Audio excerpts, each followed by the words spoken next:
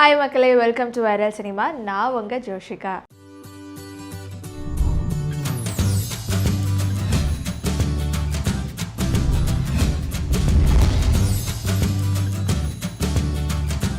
இன்றைக்கி first news எதை பற்றி, யாரை பற்றி, என்ன அப்படின்னு பார்த்தீங்கன்னா, நம்ம எல்லாருக்குமே தெரியும் 2021 பாரஞ்சித் சார் டைரக்ஷனில் சார்பட்ட பரம்பரை வந்துட்டு ரிலீஸ் ஆயிருந்தது.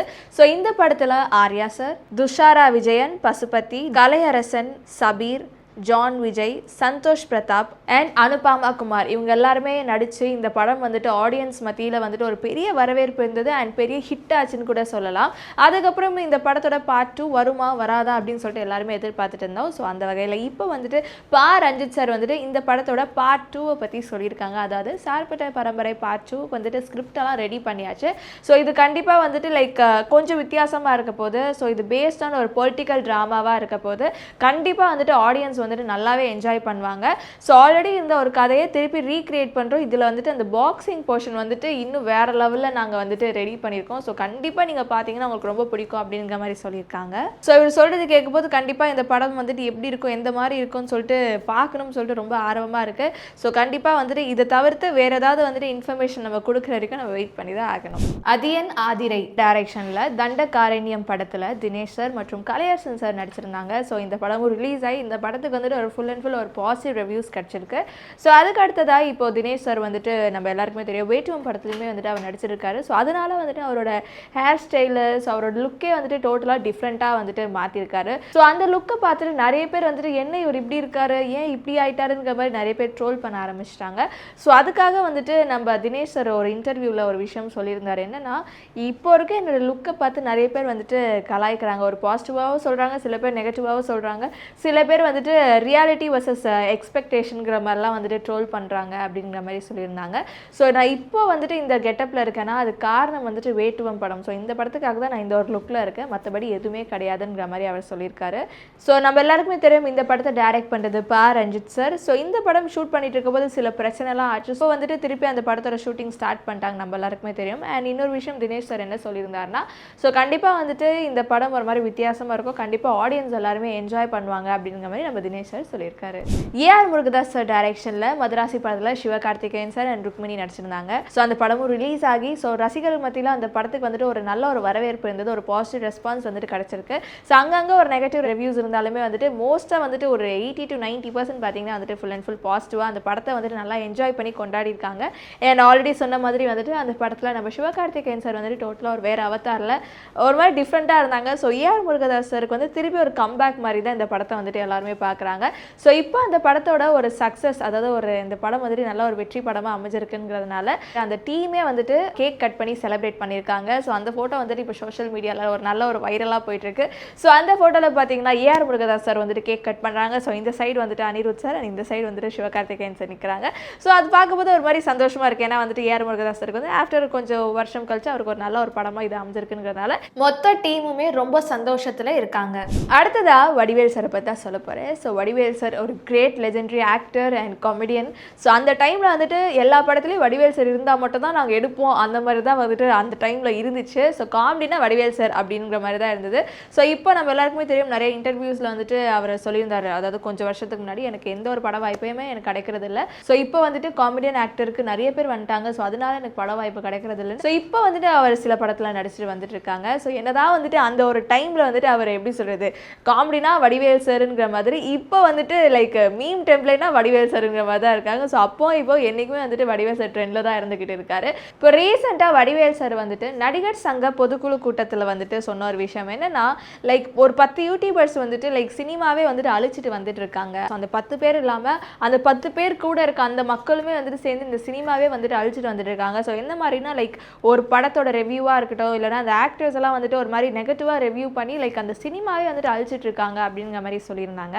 அது ரொம்ப ஆழ்ந்து ரொம்ப சோகமாக ரொம்ப ஃபீல் பண்ணி சொல்லியிருந்தாங்க. ஏன்னா இப்போ இருக்க ஜென்ரேஷனில் சினிமா எல்லாருமே சினிமா சினிமா சினிமா ஒரு படம் பார்த்தே ஆகணும், ஒரு ஃபேமிலியோட சேர்ந்து ஒரு படம் பார்த்துருந்தா தான் அந்த ஒரு வீக்கெண்டு நல்லா போகும் அப்படி இருக்க பட்சத்தில் வந்துட்டு நிறைய பேர் என்ன பண்ணுறாங்க, ஒரு படத்தை வந்துட்டு ஒரு ஸ்பாய்லர் மாதிரியோ இல்லைனா வந்துட்டு ஒரு நெகட்டிவாக வந்துட்டு சொல்கிறதுனால வந்துட்டு நிறைய பேருக்கு அந்த படத்து மேலே பார்க்குற அந்த இன்ட்ரெஸ்ட்டே போயிடுது. ஏன்னா கொடுக்குற அந்த ரிவ்யூஸ்லாம் ஓகே இப்போலாம் வந்துட்டு லைக் ட்ரைலரை பார்த்துட்டு போகிறத விட ரிவ்யூஸை பார்த்துட்டு தான் வந்துட்டு நிறைய பேருக்கு படத்துக்கு போகிறாங்க. ஸோ அதனாலே வந்துட்டு நிறைய பேருக்கு இந்த படமும் ஓடுறது கிடையாது. நிறைய பேர்னால லைக் ஒரு என்ஜாய் பண்ணி பார்க்க முடியல. ஓகே ஒருத்தவங்க சொல்லிட்டாங்க அதனால எனக்கு இந்த ஒரு மைண்டில் வந்துட்டு நெகட்டிவாகவே ஃபிக்ஸ் ஆயிடுச்சு. ஸோ அந்த நெகட்டிவோடவே நம்ம பார்ப்போம். ஸோ அதனாலே நம்மளுக்கு வந்து நெகட்டிவாக தெரியும். ஸோ அந்த ஒரு எண்ணத்தில் வந்துட்டு வடிவேல் சார் வந்துட்டு லைக் 10 பேர் சேர்ந்து அழிக்கிறாங்க. ஸோ அவங்க மேலே வந்துட்டு கண்டிப்பாக நடவடிக்கை எடுத்தே ஆகணுங்கிற மாதிரி வடிவேல் சார் வந்துட்டு சொல்லியிருக்காரு. நம்ம எல்லாருக்குமே வந்துட்டு சின்ன வயசில் லைக் நான் டாக்டர் ஆகணும், போலீஸ் ஆகணும், கலெக்டர் ஆகணும் சொல்லிட்டு நம்ம எல்லாருக்குமே ஒரு மாதிரி வித்தியாசமான ஒரு ஆசைகள் இருக்கும். ஆனால் அது ஒரு டைமுக்கு மேலே வந்துட்டு அந்த ஆசைகளே நம்ம மறந்துடும். ஓகே நம்ம இது ஆசைப்பட்டோம், நம்ம இதுக்கேற்ற மாதிரி படிக்கணுங்கிற ஒரு விஷயத்தையும் மறந்துட்டு சரி போவோம், என்ன வழி இருக்கோ அந்த வழியிலே போவோங்கிற மாதிரி தான் நம்ம வந்துட்டு போய் நம்ம ஆசைப்பட்டதுக்கும் அண்ட் இப்போ கரண்ட் லைஃப்பில் நம்ம இருக்கிறதுக்குமே வந்துட்டு சம்மந்தமே இல்லாமல் இருக்கும். பட் சில பேர் வந்துட்டு ஆசைப்பட்ட மாதிரி அச்சீவ் பண்ணிடுவாங்க. ஸோ நான் ஏன் இது இப்போ சொல்கிறேன்னு பார்த்தீங்கன்னா ரஞ்சித் சார் சொன்ன ஒரு விஷயம் என்னென்னா ஒரு இன்டர்வியூவில் சொல்லியிருந்தாரு, நான் ரொம்ப நல்லா படிப்பேன், நான் சின்ன வயசில் நான் 12th வரைக்குமே வந்துட்டு நல்லா படிச்சுட்டு இருந்தேன். பட் சில விஷயத்தில் நான் கவனம் செலுத்தினதுனால வந்துட்டு நான் 12th ஃபெயில் ஆகிட்டேன். ஸோ இவரோட ஆசையை வந்துட்டு டாக்டர் ஆகணும் அப்படின்னு ஆசைப்பட்டிருக்காரு. ஸோ அதனாலே வந்துட்டு கஷ்டப்பட்டு நல்லா படிச்சுட்டு வந்தவர் வந்துட்டு ஒரு டைமில் வந்து வேறு சில விஷயத்தில் நான் கவனம் செலுத்தினால என்னால் வந்து 12th கான்சென்ட்ரேட் பண்ண முடியல. ஸோ அதனால நான் ஃபெயில் ஆகிட்டேன். என் அப்பாவும் வந்துட்டு ரொம்ப ஃபீல் பண்ணியிருந்தாரு. ஸோ அது மட்டும் காரணம் கிடையாது, எனக்கு கரெக்டாக கைட் பண்ணுறதுக்கு யாருமே இல்லை அந்த ஒரு டைமில். ஸோ நீ இந்த வழியில் போனால் நீ கரெக்டாக ஜெயிக்க முடியும் அந்த மாதிரி சொல்கிறதுக்கு எனக்கு வேறு யாருமே இல்லை. ஸோ அதனால நான் ஃபெயில் ஆகிட்டேன். ஸோ அதனால என் அப்பாவும் வந்துட்டு ரொம்ப ஃபீல் பண்ணார் அப்படின்னு சொல்லியிருக்காங்க. ஸோ நான் இது வச்சு நான் என்ன பொதுவாக சொல்கிறேன்னா லைக் எல்லார் லைஃப்மே வந்துட்டு இந்த மாதிரி நடக்கும். ஸோ ஒரு டைமில் வந்து நம்மளுக்கு வழி காட்டுறதுக்கு யாருமே இல்லைனா அதுக்கு நம்ம வந்துட்டு லைக் வேறு சில விஷயம் நம்மளுக்கு பிடிச்ச விஷயத்தில் வந்து நம்ம கவனம் செலுத்தலாம். அதாவது நம்மளுக்கு எக்ஸ்ட்ரா டேலண்டட் ஏதாவது வேறு ஏதாவது லைக் எப்படி ஸ்போர்ட்ஸ் அந்த மாதிரி இருக்குன்னா அந்த மாதிரி கான்சென்ட்ரேட் பண்ணி அதில் நம்ம எப்படி வந்துட்டு லைஃப்பில் பெரிய ஆள் ஆகலாம் அப்படிங்கிறது நீங்கள் கான்சென்ட்ரேட் பண்ணிங்கன்னா கண்டிப்பாக வந்துட்டு நம்ம லைஃப் வந்து நம்மளால் ஜெயிக்க முடியும். ஸோ ஒரு சில வருஷம் நம்ம கஷ்டப்பட்டாலுமே வந்துட்டு at the end வந்து நம்ம கண்டிப்பாக சக்ஸஸை மீட் பண்ணுவோம். ஸோ அதுக்கேற்ற மாதிரி வந்துட்டு உங்கள் லைஃப்பை மூவ் பண்ணுங்கள் அப்படின்ட்டு நான் சொல்லுவேன். லோகா படம் இப்போது வந்துட்டு தேட்டரில் ரொம்ப சக்ஸஸ்ஃபுல்லாக ஓடிட்டுருக்கு. ஒரு மிகப்பெரிய வெற்றி பெற்ற ஒரு படமாக வந்துட்டு ஓடிட்டுருக்கு. ஸோ ரசிகர்கள் எல்லாருமே வந்துட்டு ரொம்ப ரசித்து ரொம்ப பாராட்டி இந்த படத்தை பார்த்துட்ருக்காங்க. ஏன்னா ஒரு ஹாலிவுட் ரேஞ்சில் வந்துட்டு இந்த படத்தை எடுத்திருக்காங்க. ஈவன் கல்யாணி பிரியதர்ஷன மேம் கூட வந்துட்டு எல்லாருமே அவங்க ஆக்டிங் வந்துட்டு அவ்வளோ பாராட்டிட்டு இருக்காங்க.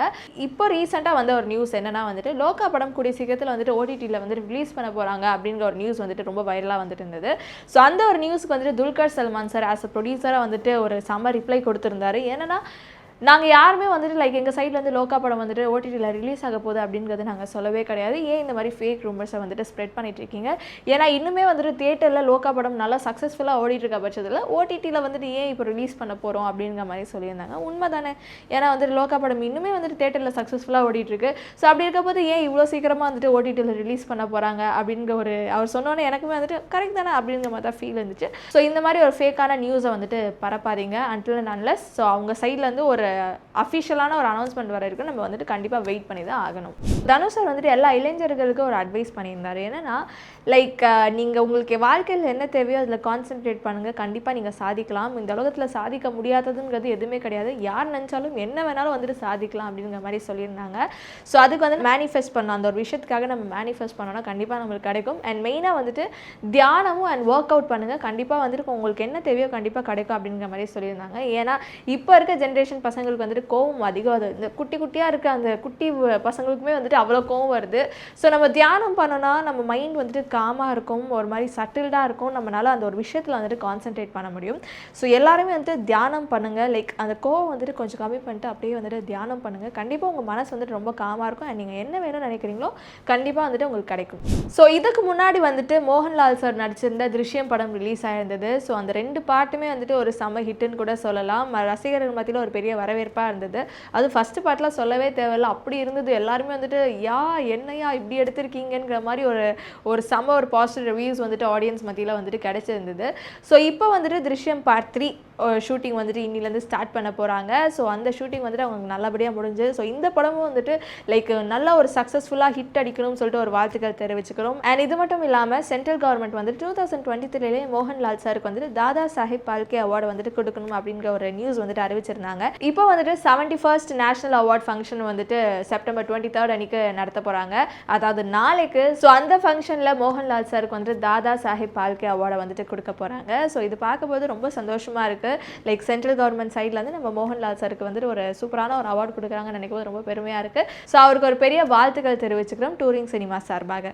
இந்த தீபாவளி அன்னைக்கு 6 படங்கள் வந்துட்டு ரிலீஸ் ஆக போகுது. ஸோ நம்ம எல்லாருமே வந்துட்டு எதிர்பார்த்துட்டு இருக்க படம் வந்துட்டு ரிலீஸ் ஆக போகுது. ஸோ என்னென்ன படம்னு பார்த்தீங்கன்னா, பிரதீப் ரங்கநாதன் சார் நடிச்சிருக்க 2 படம், Dude and LIK, and Dhruv Vikram sir நடிச்சிருக்க பைசன் படம், அண்ட் துல்கர் சல்மான் சார் நடிச்சிருக்க காந்தா படம், ஹரிஷ் கல்யாண் சார் நடிச்சிருக்க டீசல், அண்ட் ஜிவிஎம் சார் நடிச்சிருக்க கார்மேனி செல்வம். இந்த 6 படங்கள் வந்துட்டு தீபாவளி அன்னைக்கு ரிலீஸ் ஆக போகுது. ஸோ எனக்கு தெரிஞ்சு தீபாவளி அன்னைக்கு ஒரு பெரிய பரபரப்பு, ஒரு பெரிய கூட்டமே வந்துட்டு தியேட்டர் வாசலில் இருக்க போகுது.